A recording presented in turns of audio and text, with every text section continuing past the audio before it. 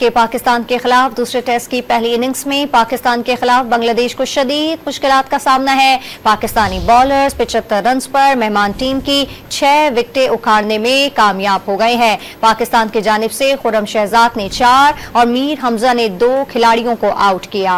इसी पर बात करेंगे। डॉन न्यूज के नुमाइंदे इमरान सिद्दीक हमारे साथ मौजूद हैं। इमरान बताएगा, आज तो पाकिस्तानी बॉलर्स की कारकर्दगी खासी बेहतर नजर आ रही है, काफी जान लड़ाई है उन्होंने।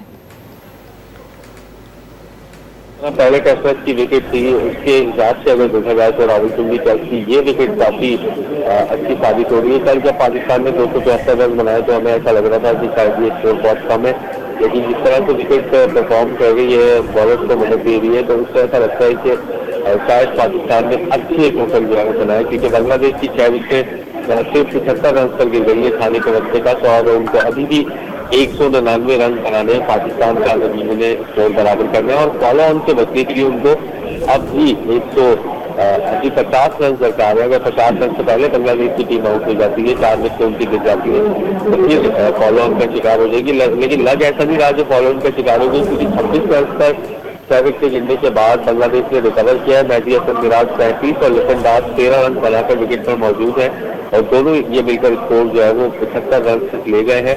और पाकिस्तान के अगर बॉलर्स की बात करें तो खुर्रम शहजाद आज के हीरो रहे, 4 विकेट उन्होंने हासिल की।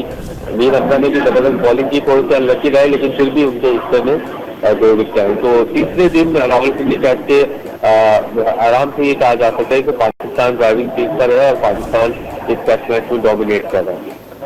शुक्रिया आपका।